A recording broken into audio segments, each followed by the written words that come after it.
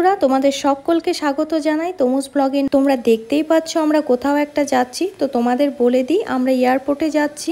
Kolkata airport থেকে প্রথমে যাব আমরা ব্যাঙ্গালোর, আর তারপর সেখান থেকে যাব ত্রিবান্দ্রম। তাহলে চলো দেখতে দেখতে এয়ারপোর্টের দিকে যাওয়া যাক।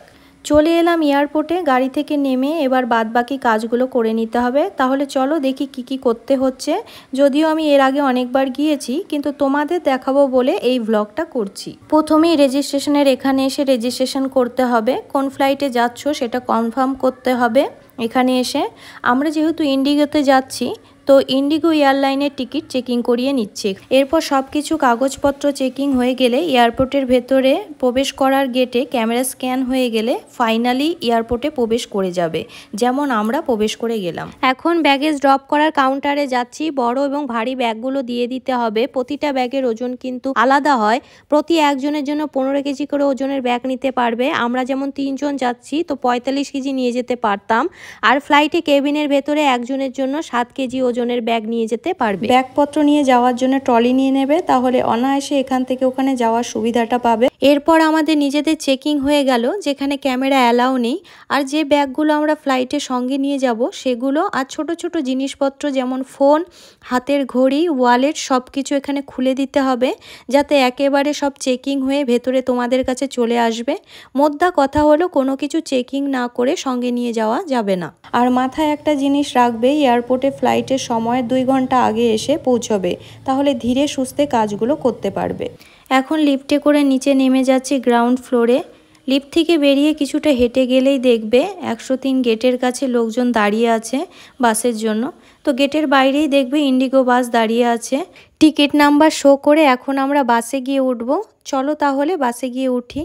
যাদের যাদের বসে যাওয়ার ইচ্ছে তারা সিটে বসে যেতে পারে, আবার যাদের দাঁড়িয়ে দাঁড়িয়ে যাবার ইচ্ছে তারা ওপরে ঝুলে দাঁড়িয়ে যাওয়ার এগুলো ধরে যেতে পারে।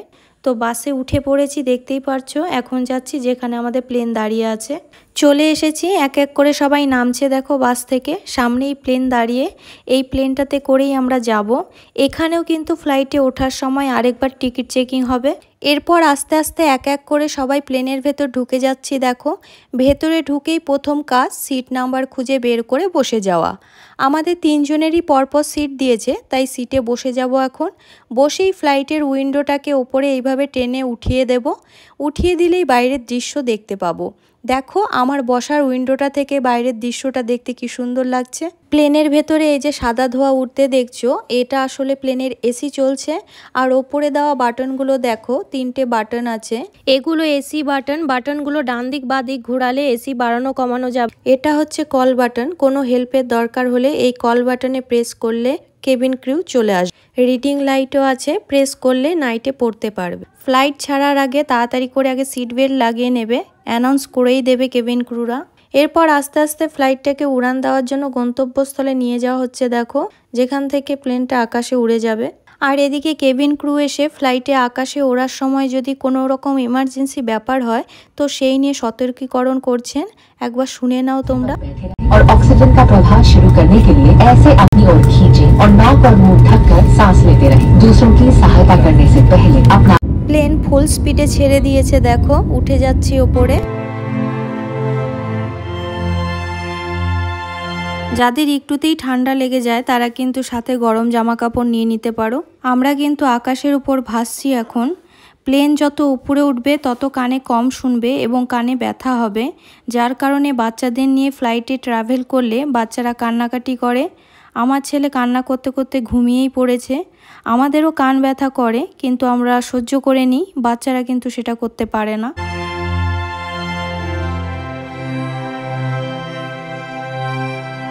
ফ্লাইট ব্যাঙ্গালোর এয়ারপোর্টে ল্যান্ড করে গেছে, আর কিছুক্ষণের মধ্যেই আমরা বেরিয়ে যাব। এখন আমরা এয়ারপোর্টের ভেতরে যাচ্ছি, এটা এয়ারপোর্টের বাইরেটা। আমরা এখন ব্যাঙ্গালোরে চলে এলাম। আমরা এক্ষুনি ভেতরে যাব না, 2 ঘন্টা হাতে সময় আছে।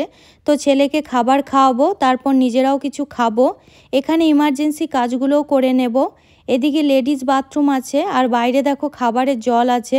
যারা মনে করো বটল ক্যারি করবে না, তাদের কিন্তু জল খেতে খুব অসুবিধে হবে। তো এয়ারপোর্টে কিন্তু মনে করে জলের বটল ক্যারি করা উচিত। আর এদিকে দেখো বেবি কেয়ার রুম আছে। বাচ্চা ছোট থাকলে তোমরা এই বেবি কেয়ার রুমটায় ঢুকে এমার্জেন্সি কাজগুলো করে নিতে পারো। আমার ছেলেকে নিয়ে আমি ঢুকে ডাইপার বদলে খাবার খাইয়ে নিয়ে এলাম। অর্নিশকে খাওয়ানো হয়ে গেছে, এখন আমরা রেস্ট করার জায়গাটা এক্সিট করছি ডিপার্চার ফ্লাইটের জন্য।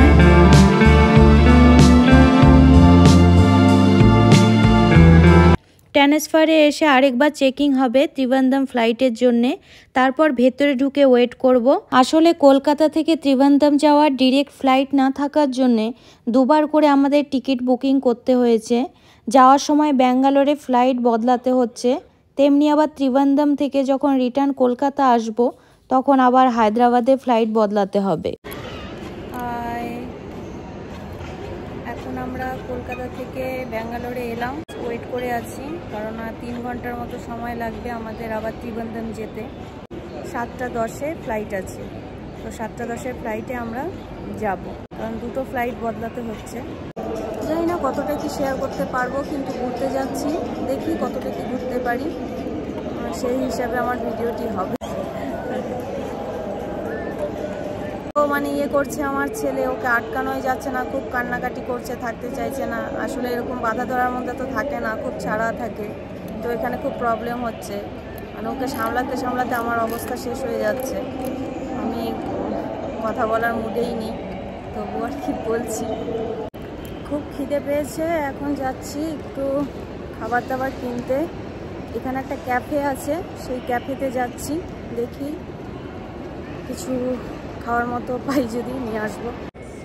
আমাদের 3 জনের 3টা টিকিট, ব্যাগপত্র রাখা। 7:10 বাজে, সন্ধে হয়ে গেছে, তো ফাইনালি ফ্লাইট দিয়ে দিয়েছে ত্রিবান্ধম যাবার। এখন আমরা বাসে উঠে যাচ্ছি, যেখানে প্লেন দাঁড়িয়ে আছে। তাহলে চলুন যাওয়া যাক প্লেনের ওখানে। চলে এলাম, এখন প্লেনে উঠবো। আজকে খুব ধকল হলো সারাদিনের। এটা ঠিক প্লেনে আরাম করে যাওয়া যায়, কিন্তু এয়ারপোর্টে অনেক দৌড়তে হয় এদিক থেকে ওদিক। তবে আজকে ভালো একটা এক্সপিরিয়েন্স হচ্ছে। দিনের বেলা ফ্লাইটে যেমন উঠেছি তেমনি রাতের বেলা এখন উঠবো, তো দুটোরই এক্সপিরিয়েন্স থাকবে, বেশ ভালো লাগছে ভেবে। প্লেনে উঠে বসে গেছি, আর অর্নিশের খুব খিদে পেয়ে গেছে, তাই কলা খেতে দিয়েছি। প্লেন ছেড়ে দিয়েছে, চলো এবার দুগ্গা দুগ্গা বলে ত্রিবান্ধম যাওয়া যাক।